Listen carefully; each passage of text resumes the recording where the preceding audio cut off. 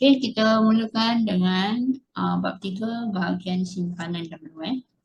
Okey, soalan pertama, cukup menyimpan sebanyak 8,000 di bank delima dengan kadar faedah mudah 2% setahun. Hitung jumlah simpanan cukai selepas 2 tahun. Okey, jadi dia nak jumlah simpanan, tempoh dia 2 tahun, prinsipal dia 8,000, kadar dia lah 2%. Okey. So untuk faedah mudah kita akan guna rumus I, okey, interest sama dengan P darab R darab T okey. P ni untuk prinsipal lah. Jadi prinsipal kita 8,000. Okey, rate dia ialah 2% ni rate. Okey. 2% ni bersamaan dengan 0.02 lah kalau kita tukar dia kan. Okey, tukar dia kepada point dia akan jadi 0.02. Kemudian ni adalah tempohnya ya. Okey. Jadi kalau kita nak kira dia punya jumlah, jumlah simpanan, maka kita kena kira dia punya faedah, interest dia tambahkan balik dengan principal. So interest ataupun faedah dia ialah berdasarkan rumus principal dia 8,000. Jadi 8,000 kena darab dengan rate dia 0.02, kemudian darab dengan tempoh dia 2 tahun. Ini untuk interest, darab faedah. Kemudian tambah balik dengan prinsipalnya 8,000 ya. Jadi kat sini kita akan dapat total semua sekali bila kita kira ialah jumlah simpanannya ringgit Malaysia 8,320.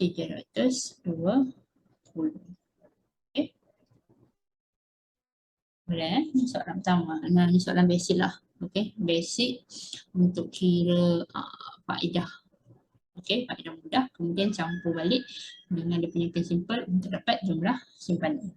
Kita tengok yang nombor 2 pula. Yang nombor 2, Encik Samad menyimpan 3,000 di Bank Dubai dengan kadar faedah mudah 4% setahun. Hitung jumlah faedah yang diterimanya selepas 9 bulan. Ini lebih kurang sama macam soalan pertama tadi. Jadi 3,000 ni adalah dia punya prinsipal. Kemudian kadar faedah dia, rate dia ialah 4% iaitu 0.04. Kemudian tempohnya pula adalah 9 bulan. Ni perhatikan tempoh dia tidak sampai setahun tidak sampai setahun. Jadi macam mana kita nak kira dia punya jumlah faedah. So yang ni dia nak faedah saja, maksudnya kita cuma perlu cari dia punya interest lah, I interest dia. So interest dia sama dengan PRT iaitu 3,000. 3,000 darab dengan rate dia 0.04. Untuk dia punya tempoh, tempoh ni sepatutnya dalam tahun. Jadi oleh kerana ni bulan saja, jadi kena tulis sebagai 9/12. Sebab dia tak cukup setahun 9/12. Maksud kita kira lah dapat berapa. So kat sini kita akan dapat RM RM90. Jadi maksudnya selepas 9 bulan dia akan terima faedahnya sebanyak RM90 lah. So kalau kena ingat kalau tempoh tu, sebab tempoh ni sebenarnya dalam tahun jadi kalau tak cukup setahun kena perkali dengan 12. Kemudian soalan nombor 3 pula. Soalan nombor 3, orang menyimpan 10,000 dalam akaun simpanan tetap di bank bersatu untuk tempoh 3 bulan. Dia menerima faedah sebanyak RM100 selepas 3 bulan. Hitung kadar faedah bank tersebut. Jadi kat sini soalan ni berikan kita prinsipal dia. Kemudian juga tempoh So tempoh ni 3 bulan lah, so 3/12 Dia menerima faedah, jadi ini adalah interest. Interest ni 100. Jadi soalannya suruh kita cari kadar faedah, maksudnya kena cari dia punya rate. Saya R dia lah, R dia apa. Jadi kat sini berdasarkan rumus I sama dengan PRT jadi kat sini kalau kita nak cari R. Okay. Nak cari R kan, jadi maksudnya interest ni kena bagikan dengan P darab dengan T lah. Sebab kita pindah ke sebelah kan dia jadi bahagi kan. Okay. Jadi R sama dengan, okay, dia punya interest tadi 100. Okay, 100 perkan dengan 10,000 10,000, okay, darab dengan 3 per 12. Ini sebab ini tak cukup setahun jadi 3 per 12 okay. Jadi kemudian kita kena kira berapa. Okay, pastikan yang bawah ni kalau korang nak kira terus dengan kalkulator, letakkan di dalam kurungan maksudnya cara nak kira itu, okay, mesti macam ni, 100. Kemudian bahagi jangan guna simbol per, guna simbol bahagi. Lepas tu kurungan, okay, 10,000, okay, darab dengan 3 per 12. Okay, darab dengan 3 per 12 Lepas tu tutup kurungan, baru awak tekan sama dengan. Okay, so korang akan dapat jawapan ni 0.04. So 0.04 ni sebenarnya kalau kita tukar kepada peratus, okay, kita darab dengan 100, maka dia bersamaan dengan 4%. Okay, jadi kadar faedah bank ni ialah 4% lah. Okay, balikkah? So itu cara pengiraan. Kalau dia diberi interest, kita nak cari kadar. Okay. Okay, soalan 4. Okay, Atta mempunyai RM5,000 untuk disimpan dalam bank selama setahun. Okay, bank P menawarkan faedah mudah 0.5% sebulan, manakala bank Q menawarkan kadar faedah 4% setahun. Okay, nampak kat sini beza dia. Dia kata faedah mudah ni 0.5% sebulan. Yang ni pula 4% tahun. Okay, ini per bulan, ini per tahun Tentukan bank manakah yang patut dipilih atau okay. Jadi kat sini kita diberi prinsipal. Okay. Kemudian tempohnya setahun lah. Okay, T-nya setahun. Okay, sekarang kita tak ada dua kadar Okay, ada dua kadar. So kita nak pilih mana satukah yang memberikan faedah yang lebih banyak. Okay, jadi mula-mula kita kira untuk bank P lah. Okay, bank P Okay, bank P kita kira dia punya interest. Okay, interest ataupun faedah lah sama dengan. Okay, prinsipal dia 5,000. Okay, 5,000. Okay, kemudian PRT. Okay, rate dia sekarang ni adalah bulan bulan dalam bulan. Okay. So 0.5 per 100. Okay, 0.5 per 100. Okay. Kemudian, okay, oleh kerana sepatutnya apa ni? Kita punya rate ni kan biasa kan dalam tahun kan. Dalam tahun Tapi yang ni pula dia bagi dalam bulan. Okay. So, kalau dalam bulan, maksudnya kita kena tukarkan dia jadi setahun lah. Sebulan ni. Ini sebulan. So, maksudnya kalau setahun, kena bersamaan dengan 12 bulan kan. Jadi, so kita darab dengan 12 ni. Darab dengan 12. Okay, kita darab dengan 12. Okay. So, sebab nak tukar dia kepada tahun okay, ni sebulan. So, setahun kena darab dengan 12 lah. Okay. Lepas tu, tempoh dia setahun lah. Okay, 1 tahun untuk tempoh Ni untuk tempoh Jadi, lepas tu korang kira, korang akan dapat. Okay, dapat 300 300. 300 ringgit. Ini untuk bank P. Okay, kalau bank Q pula, okay, interest dia sama dengan 5,000. Okay. Darab dengan rate dia 4%, so maksudnya 400 lah. Okay. Darabkan dengan 1 tahun. Okay. So yang ni kita akan dapat M200. Okay. Jadi kesimpulannya bank yang patut dipilih adalah bank B. Okey.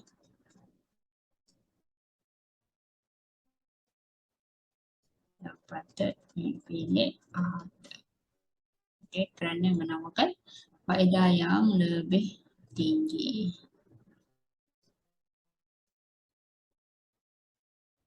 Okey, menawarkan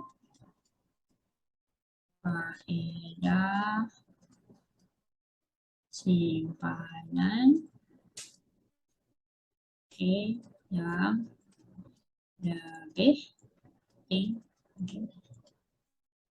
Okey, boleh ya?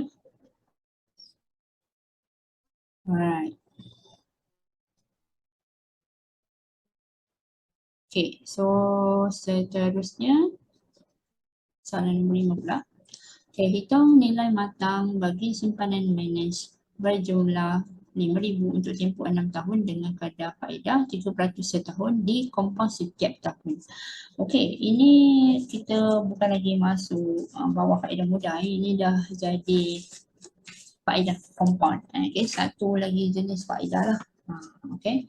Kalau untuk faedah kompaun ni, kita akan pakai satu rumus yang kita panggil MB kan. Okay, MB kan dia sama dengan P kurungan okay, 1 tambah R per N.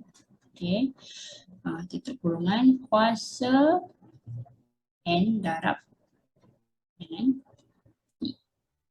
Okay. Okay, so ini rumus ini adalah MV ni adalah for mature value mature value iaitu nilai matang lah. Okay, so maksudnya sekarang ni kita nak MV mature value. Okay, so 5,000 ni apa? 5,000 ni adalah principal principal dia lah. Okay, so ini principal dia, tempoh dia T 6 tahun. Okay, dengan kadar 3% setahun. Okey, 3% ni boleh tukar kepada 0.03 R. Okey.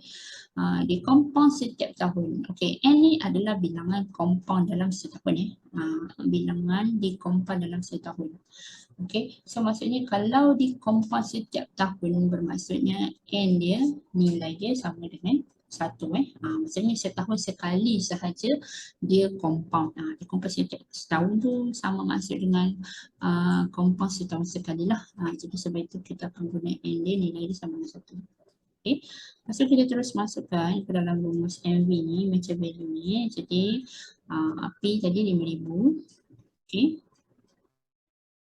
Kurungan. Okay, 1 tambah, okay, dia tadi 0.03 kan.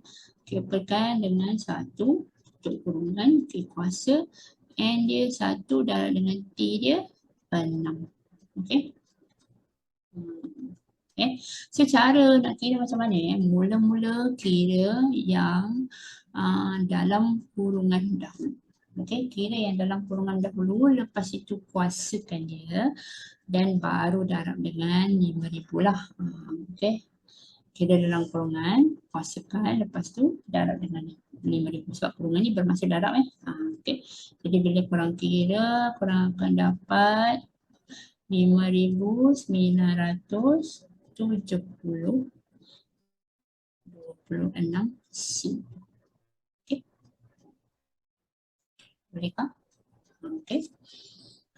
Okay, seterusnya nombor 6, Hafiz membuat simpanan sebanyak 20,000 dalam satu akaun simpanan tetap dengan kadar faedah 3.3% setahun. Okay, ini maksudnya 0.033 okay, dia punya rate dia lah. Okay, ini tadi prinsipal okay, dikompon setiap bulan. So kalau dikompon setiap bulan, sebulan sekali dikompon lah. So maksudnya dalam setahun berapa kali kompon? Kalau dalam setahun dia akan kompon sebanyak 12 kali lah. Okay. Okay, jadi berapakah jumlah simpanannya selepas 10 tahun? Okay, so ni berarti so ni jumlah simpanan tu macam value lah. Okay, MV juga. Ini okay, jadi kita punya MV. Okay, so mula prinsipal dulu, prinsipal 20,000. Okay. Kemudian darab dengan 1 tambah dengan rate dia 0.033 Perkan dengan N dia adalah 12. Okay, tutup kurungan kuasa 12 darab dengan 10. So nanti dia akan jadi 120 kuasa 120 kat sini. Okay, kuasa 120 Okay, kemudian terus kira. Saya terus kira je lah yang ni Terus kira. So kita akan dapat kira dalam kurungan dulu, dah kira dalam kurungan, kuasakan kuasa 120 and then darab dengan 20,000. Okay, so korang akan dapat 27,806 ringgit 77 sen. Okay, bundakan dia kepada sen terhampilah. Okay, so ini jawapan untuk nombor 6.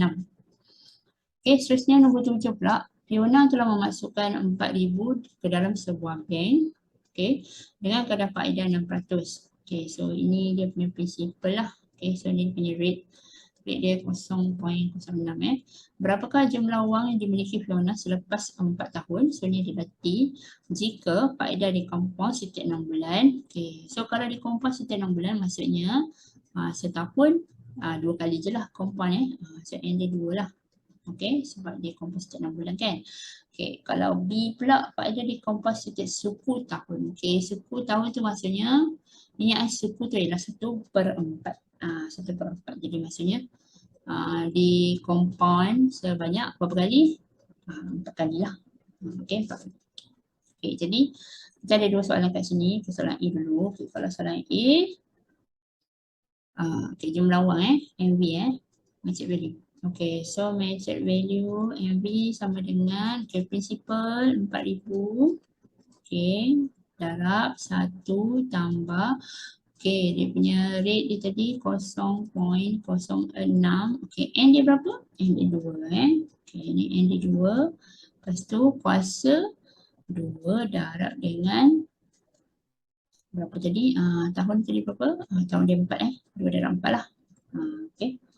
So ni 2 darab 48 maksudnya dia akan jadi kuasa 8 Okay, jadi 1 tambah 0.06 per 2 kuasa 8 lepas tu darab dengan 4.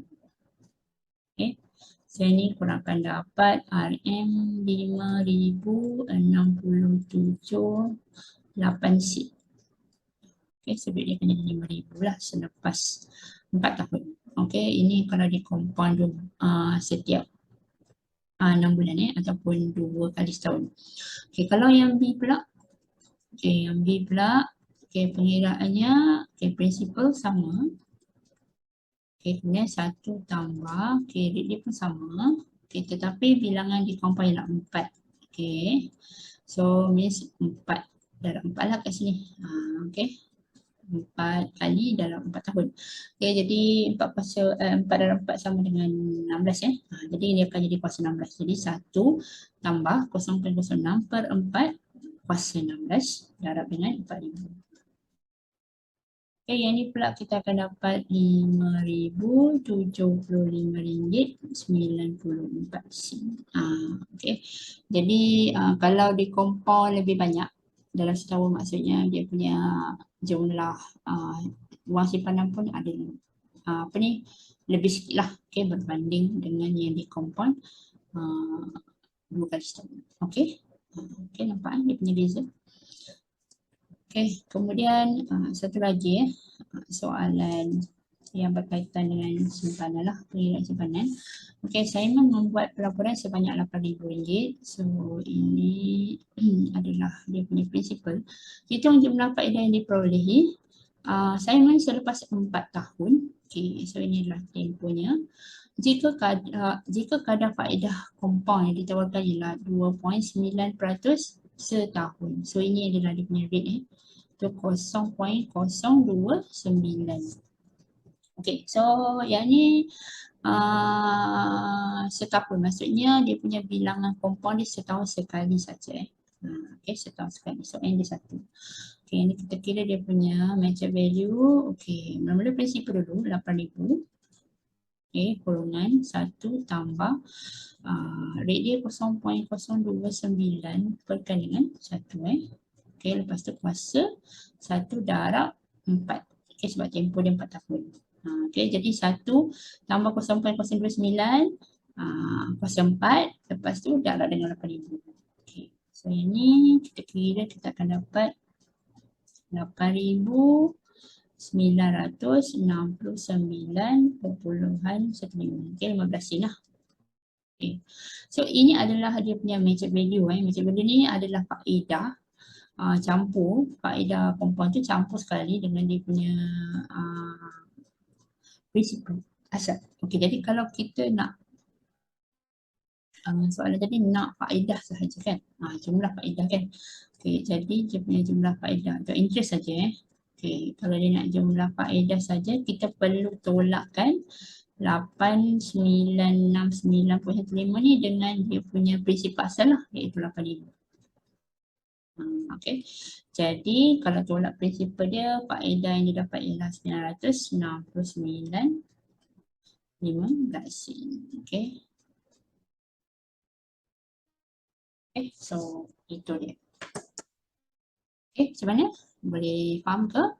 Okay, ini cuma tajuk simpanan saja iaitu mengira faedah. Nanti kita akan sambung lagi dengan bahagian pelaburan pula untuk kira ROI. Okay, terima kasih.